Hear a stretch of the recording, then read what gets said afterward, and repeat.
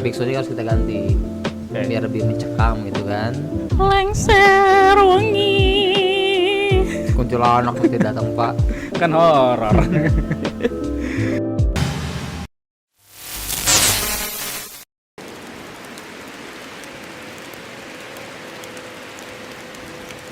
Gue ada cerita. Untuk siapa tadi? Untuk Tio ya? Tio. Untuk Tio. Oke Tio, ini cerita gua buat lo.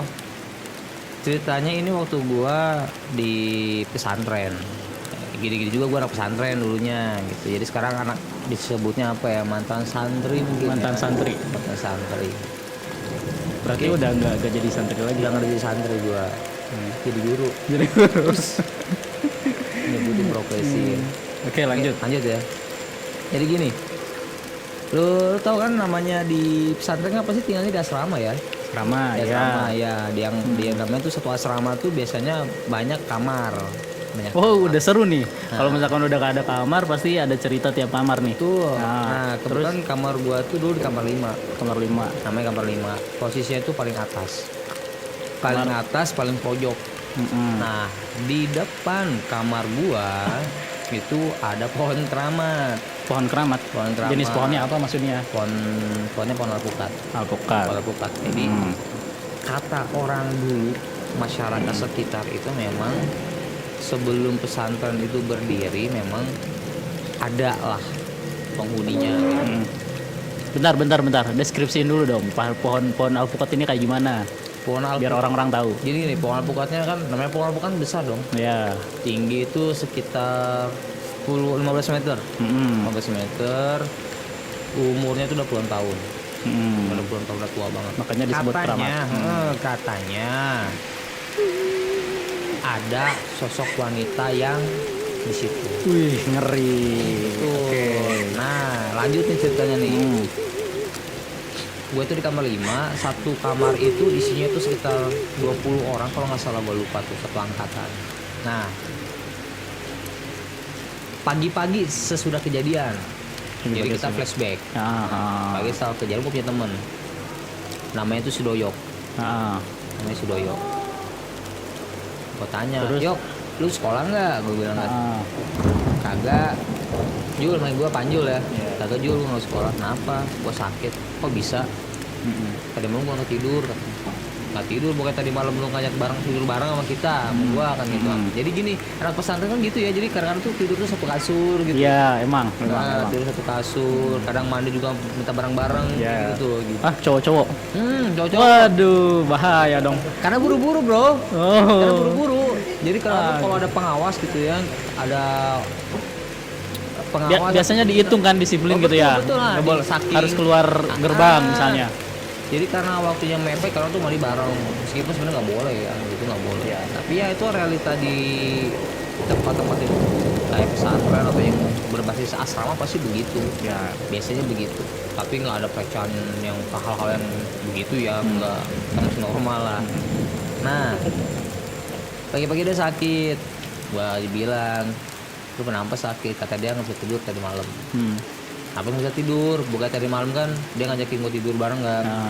Nah jadi gini, ya waktu itu kata si Doyok temen gue, waktu itu gue ngajakin lu tidur bareng soalnya gue minta temenin gitu, soalnya dia perasaannya nggak enak katanya gitu.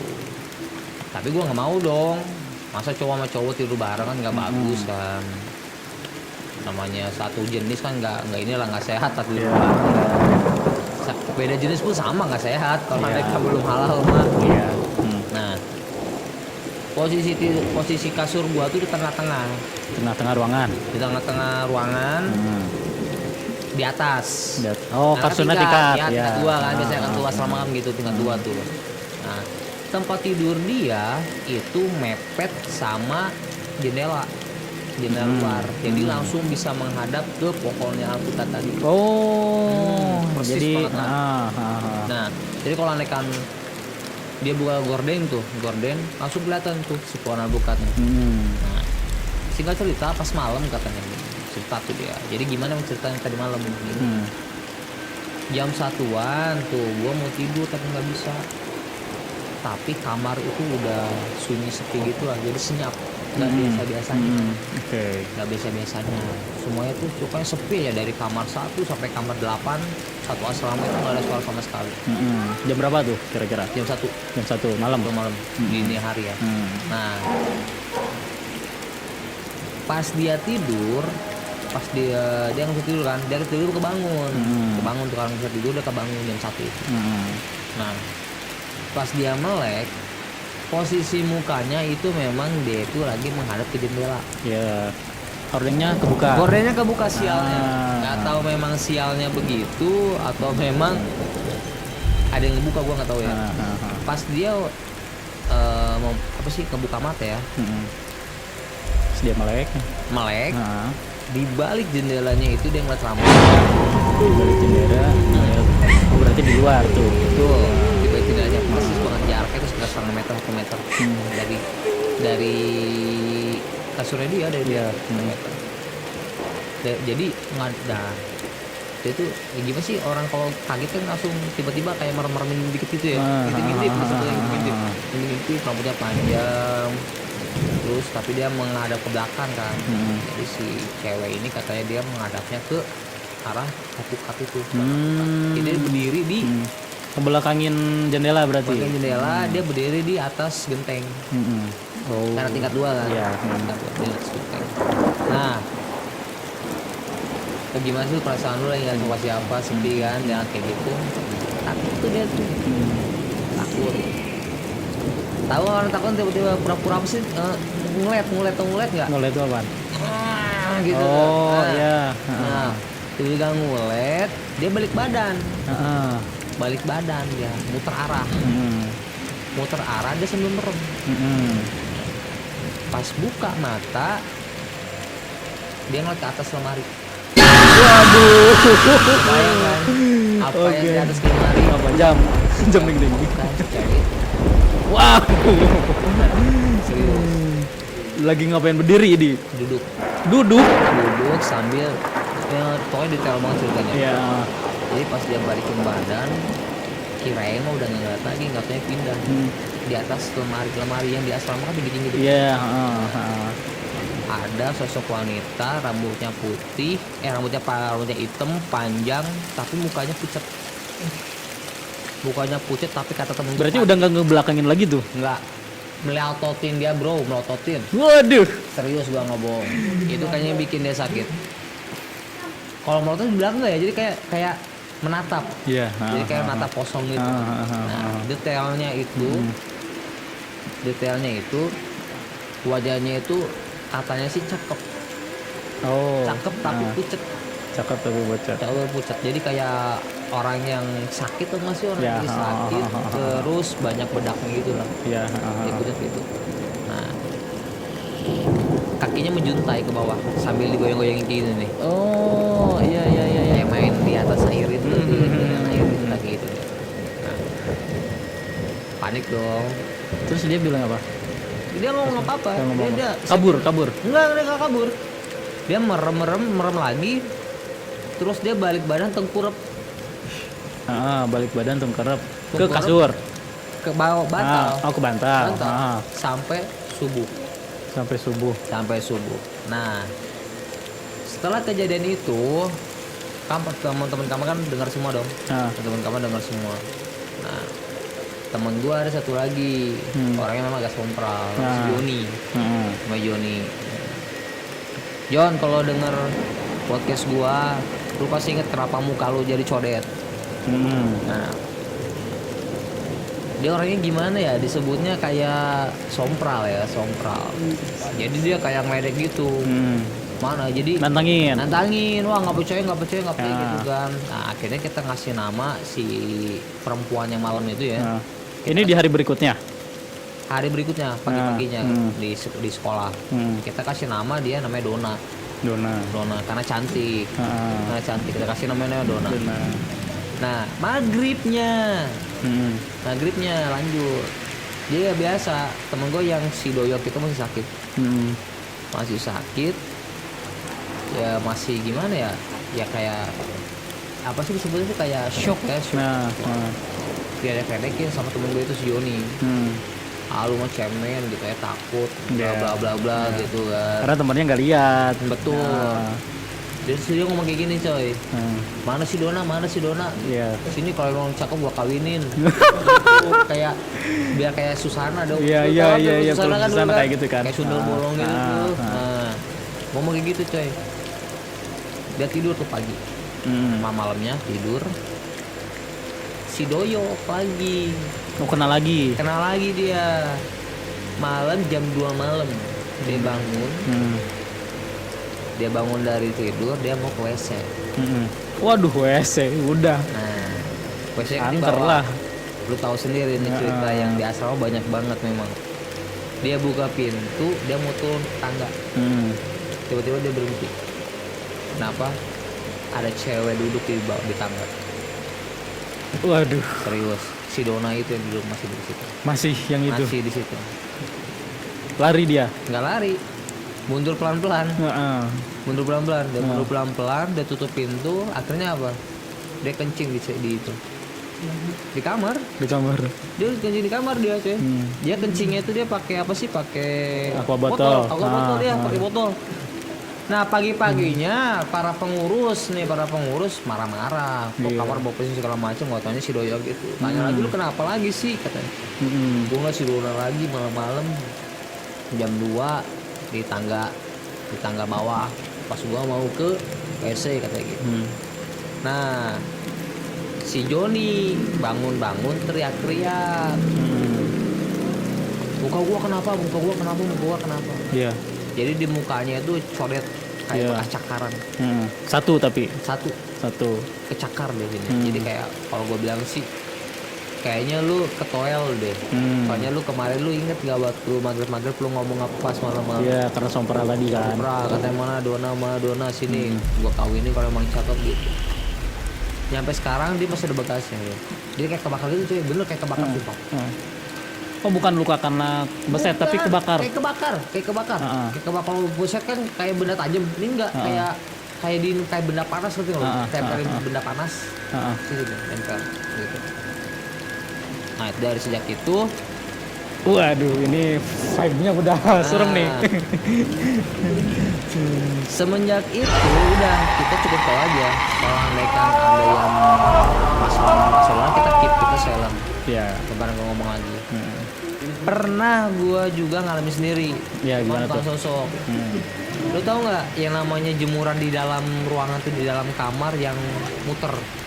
Oh, jemuran. Dari besi tuh yang muter. Yang wilayah tahu. Itu kalau kadang-kadang tuh ini coy, jam maghrib atau habis Muter sendiri. Muter sendiri. Wih deh. Sumpah gua nggak bohong. Angin kali. Angin dari mana? Dalam kamar. muter. Dia muter. Itu satu. Terus pengalaman gue sendiri nih, ada lagi di asrama. Untuk Tio nih ya, pengalaman gue lagi nih di asrama. Di dalam asrama itu kan kita tuh ada 2 lokal WC. Nah, yang namanya WC yang berbasis sekolah asrama itu kan banyak. Masuk ke dalam WC tuh banyak ya, banyak kamarnya, banyak ruangannya, banyak sekat-sekatnya. Nah, itu tuh satu WC itu ada sekitar 10 pintu. 10 pintu. Atasnya itu nggak kelihatan. Ya. Tau kan ngeblak. Jadi kebuka atasnya. Jadi karena kalau anehkan orang nggak kayak di skat gitu kan, kayak skat permanen, nggak atap gitu kan. Jadi bisa ngintip kadang-kadang kalau ada yang lagi usil kan, kalau gimana nih segala macam. Tapi usul-usul aja gitu kan bercanda. Nah, kejadian tuh pas gua tuh maghrib. Habis sholat maghrib, kan gua juga pengurus dulunya. Gua kontrol biasa, ngecek asrama dari masjid. Ngecek ada yang nggak ke masjid gak, atau ada yang sakit atau apa enggak. Kebetulan gua kan bagi kesehatan. Anak-anak asrama biasanya kalau habis mandi karena buru-buru, tapi kebanyakan apa? Keran airnya nggak pernah ditutup. Nggak ditutup. Nah, jadi tuh pada ngocor tuh. Tuh air penuh banget. Ada berapa ya? Ada 5 kamar mandi yang nggak dimatiin. Gua masuk sendirian. Emang keadaan itu asrama tuh sepi banget, nggak ada siapa-siapa. Gua sendirian. Pertama dekat pintu masuk WC, yang dekat pintu masuk aman. Sampai yang di tengah coy. Yang tengah. Sampai yang tengah. Jadi ada 2 tuh, yang terakhir, 2 dari yang terakhir. Kamu gue matiin tuh. Nah di sebelahnya, di WC sebelah itu masih kotor ya. Gue ke sebelah dong, matiin. Yeah. Ke keran terakhir. Pas gue matiin terakhir, yang di sebelah gue hidup lagi. Wih di. Gue masih tinggi. Gue teriak, woi, itu udah penuh, ngapain hidupin lagi? Karena ada orang. Karena ada orang yang pakai kan. Nah, gue balik lagi tuh ke yang sebelah, gue matiin. Pas gue balik badan, gue tinggalin hidup lagi tuh. Cor lagi. Dari situ gue langsung kabur gue nggak mau lagi dapat tugas maghrib ngecek WC. Itu gue kapok. Hari berikutnya kejadian lagi Di WC itu lagi. itu WC pertama, ini WC yang kedua. Di bagian yang kedua, yang pojok satu lagi. Itu kejadiannya subuh. Bukan subuh sih kalau bisa dibilang tuh, kan kita kadang-kadang tuh kalau di asrama tuh di pesantren kan Sebelum dibangunin untuk tahajud. Ya, oh iya. Nah, untuk tahajud itu sekitar jam 3-an, jam setengah 3. Bangunin jam 3, beres tahajud, gua ngecek biasa teman gua namanya Widi, cowok, ngecek ke aman tuh, WC pertama aman. WC kedua ada yang lagi mandi.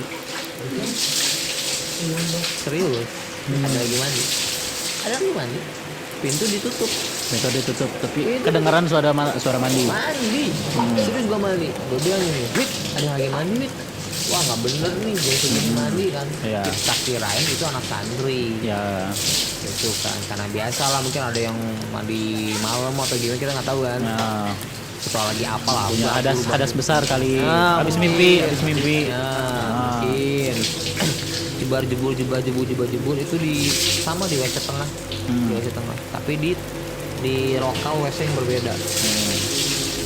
Gua ketok sih, gua gedor. Dar. Pakai bahasa Arab. Mandi jahil. Sampai dalam. Udah gitu kan. Tiba-tiba diem gua. Gak ada suara mandinya lagi. Berhenti. Gua bilang lagi, yang di dalam keluar. Udah gitu kan. Gue hitung dia sampai 3, kalau nggak dibuka kita bakal intip dari kanan kiri. Tuh, biar kita tahu siapa nih yang jam segini nggak ke masjid, harusnya tahajud tapi malah masih di WC kan. 1, 2, 3, udah jam 3 kita kedor lagi, nggak ada suara. Nggak ada. Intip. Kayak gini, Wit, lu ke WC yang sebelahnya, gue di WC sebelahnya juga. Jadi kan yang tadi gue bilang kan, jadi WC di sana kan atasnya kan buka, cuma sekitar berapa meter kan ketutup. Nah, gue naik bak, ngintip itu. Pas gue intip, gue mau gini, sama-sama ke atas kepala kan, lihat ke bawah, kosong coy. Sumpah, kosong. Terus habis itu ya gue bengong, awkward gitu ya. Pandang-pandangan,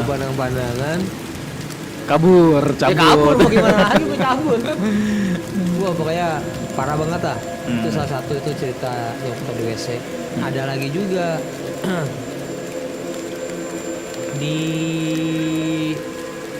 tapi gue udah dapat dengar cerita dari pembina perempuan. Oh, dia Asrama Putri. Anak kecil. Sosoknya anak kecil. Jadi kadang-kadang biasa lah, subuh-subuh kan biasa pada mau ke WC kan. Jadi memang ada nih WC ini tapi beda lokal, beda bangunan. Dia bangunannya tuh ada di mana, di atas tuh, di dekat di lokal yang di tempat yang lain lah, mesti dia sama perempuan ya. Nah, WC sama asrama pembinanya ini kan pisah, jadi di luar. Si pembina perempuannya ini dia tuh keluar biasa mau mandi atau mau wudhu lah, kalau gue nggak tahu lah, karena mau ke WC. Masuk ke WC aman. Masuk, tutup pintu, gantungin anduk Anduk. aman. Hmm. Pas dia balik badan ada yang nongkrong di situ. Hmm. Cowok, anak kecil, Anak kecil. matanya berdarah, Wih deh. Gundul. matanya pucat. Kayak orang lagi boker tuh nggak lo? Ah. Ya dia nongkrong itu di toilet kan, Ah. nongkrong di situ. Ih. Di kosnya lagi nongkrong sambil mau matanya melotot melongo gitu kan ke arah sini pembina. Ah. Itu cerita gua. Ah. Tokyo itu pengalaman pribadi gua. Mudah-mudahan itu terhibur ya. Kok terhibur? Tuh terhibur. Nah, mungkin dia biasanya kalau orang yang mau denger cerita horor dia lagi putus cinta biasanya. Bisa Ya, jadi. bisa jadi ya, Dia bener pengen ya? cerita yang lain gitu Cerita kan. yang lain. Dia jadi ada sosok yang lebih menakutkan dibanding putus cintanya itu kan. Itu cerita Tapi gua. sial nih gue mau pengen kencing lagi. Aduh, nggak jadi nih. Masa harus pakai aqua? Serius loh, ini orang yang minta cerita ini bener pas banget waktu lu bener hujan malam-malam. Hujan malam apa sih? Sekarang. Malam Jumat. Jumat. Ya. Malam Jumat. Jumat. Nah, bener udah cocok ini. Waduh. Ya untuk Tio yang di sana, semoga apa yang kita alami, apa yang gua alami bisa dialami juga sama lu ya. Jangan dong. Nah, itu aja pak cerita dari gua. Ya, oke. Mungkin takut, mungkin enggak, gua nggak tahu ya. Pokoknya bagi gua itu cerita yang lumayan menakutkan lah. Tapi bener sih kalau setiap yang namanya asrama ya pasti punya kejadian-kejadian Pasti yang pak, menakutkan. pasti, Nah, pasti gitu kan. banyak banget. Namanya asrama kan, dulunya itu bekas apa, Iya. terus bangunan tinggi-tinggi, apalagi kalau lagi libur lu. Biasanya kan kosong, terus bangunan kosong, terus Lagi banyak li- sampah kan. Betul. Nah, Lagi libur, ruangannya banyak, gelap, udah lama gak ditinggalin, pas ditinggalin beda lagi tuh. iya pasti. Oke itu aja paling ya. Oke Tio, itu paling cerita dari kita. Kalau gue sih nggak ada sih pengalaman horor. Ada sih beberapa cuman kayaknya biasa aja gitu. Bisa aja ya. Ya secara bentuk kan. Iya. Gak pernah ngeliat kayak gitu ya. Iya enggak. Tapi gue penasaran bener gak sih ya orang yang kayak gitu bisa ngeliat gitu. Penapa-penapaan gitu tuh bener gak sih? Kalau orang mau percaya itu benar ya is oke sih. Kalau gue pribadi sih nggak jadi masalah gitu kan. Kayak di home gitu kan. Oh Indihome. Wifi gratis nanti. Indihome nanti endorse ini. Oh iya, nyebut telepon. Iya. Bisa aja balik ya. Dia gitu ya. Ada lagi pertanyaannya nggak? Kayaknya ada lagi nggak pertanyaan? Ada lagi nggak? Nggak ada. Nggak ada. Berarti sesi ini Ya udahlah, khusus pas untuk banget nih. Horor ya, horor, cerita horor. kisah-kisah misteri. Iya. Oke Tio, mungkin itu dari kita. Mudah-mudahan penasaran lu tentang apa yang pernah dialamin sama tim Meta Voice tentang cerita horornya itu sudah terpenuhi. Dan kalau misalkan Tio juga pengen cerita horor di sini, silakan kirim lagi ya. Mungkin Tio punya pengalaman tentang cerita horor, boleh kirim ke kita. Oh iya, kita kan punya konten ini ya, storytelling ya. Ya, storytelling. Kamu bisa ngirimin cerita-cerita kamu, pengalaman kamu ke storytelling kita. Biasa kirim email aja. Kirim email di generasi metamorphosis@gmail.com. Iya, betul. Oke, segitu dari kita. Ketemu lagi di surat pendengar berikutnya. Gue Panji, Gue Eko Zailani. salam, Dare to talk. See you again. Bye. bye.